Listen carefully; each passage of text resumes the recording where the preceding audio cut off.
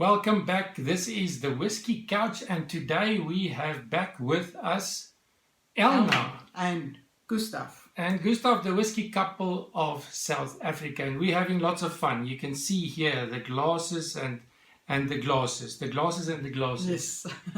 the drams and the glasses, and we are tasting, and we're adding some water, and we are sipping, and we are nosing.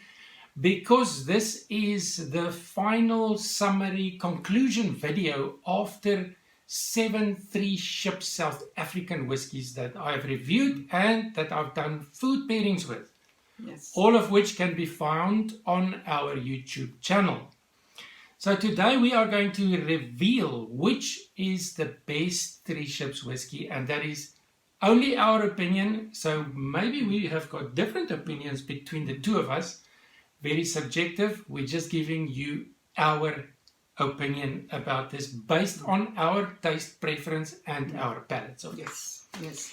So we have already eliminated 2 of the 7 Three Ships whiskies. It would be the 5-year and the 10-year.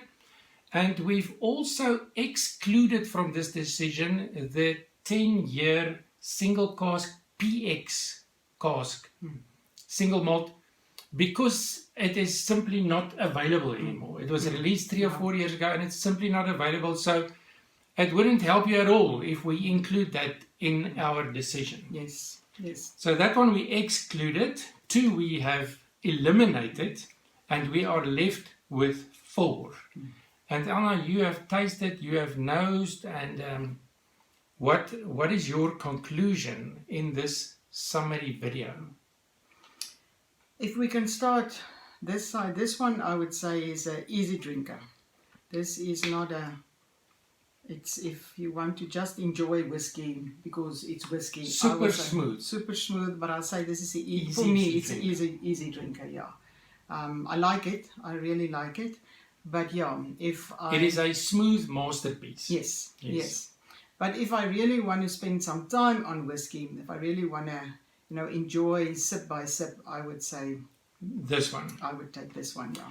And your sort of findings on the middle 2 glasses? Okay, this one is there's a hint of smokiness, and I want to try that one again. Okay, I'm not really a fan of smoky whiskey, but there's only a hint, and I actually enjoyed it. So it's not difficult. The smokiness level is not comparable to Lefroy and Outback, and those. It's very limited. But I enjoy it. But this one is, as I said, an easy drinker. This one has a longer finish, and I like the longer finish. There's a little bit of pepperiness at the end. Yes, for me as well, a spiciness towards the end. And that I enjoy. I think that's why the little bit, the hint of smokiness is not overwhelming with the spiciness. I enjoy that. This one was, if I can remember, it's more sweet. There's more, I think, more sherry. It's like a sherry sweetness. Yeah. But also spices, but more, I would say, Christmas more, cake spices, cinnamon, baking spices. Whereas this one, for me, is more peppery and wood spices. Yes.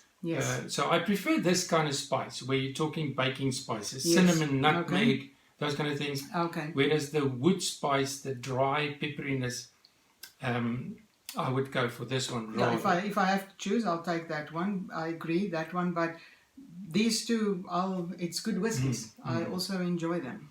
And now the interesting part is that these 2 are both blends. This one is the 15-year-old Three Ships blended whiskey, finished in Pinotage red wine casks. Now I've done the individual videos on all of these with food pairings, so you can look at the detail in those videos. So blended, 15 years, 9 years, red wine cask, Fino sherry cask, which is quite interesting. Yeah. And here we're talking 2 single malts. So this is the 8-year-old single malt finished in Oloroso sherry casks, and this would be the only single cask in the range. So we're talking blended, single malt, single cask, single malt, finished in Moscato cask. I think that is very different.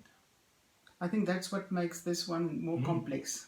The nose as well as the taste is a little bit more complex, more to it than what you see. So at the end of the day, your number one, your best Three Ships whiskey, I would say this one. the single cask, Single cask, yeah. finished in Moscato. So they probably took the whole cask right at the end of its maturation, which was probably initially ex-bourbon cask and then into Moscato cask for.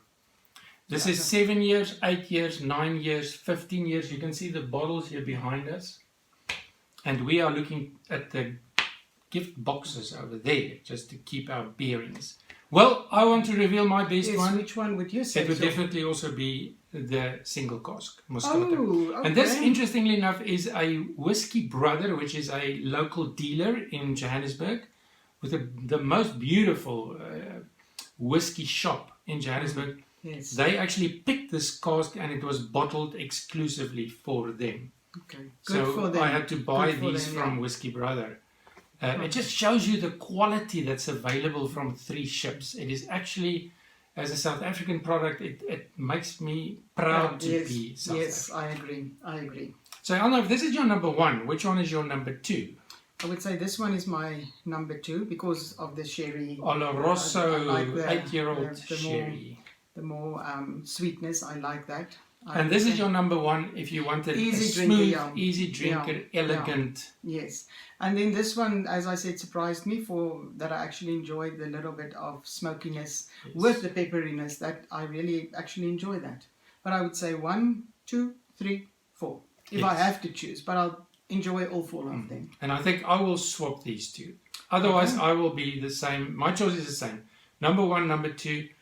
So I'm going for Moscato, single cask, then Oloroso, finished in Oloroso sherry, and then I'm going to go for the red wine. Okay. So the Fino will be my last choice. Okay. So Elna, you can have your number 1. Thank you very much. And let me go with the easy, super smooth, velvety masterpiece.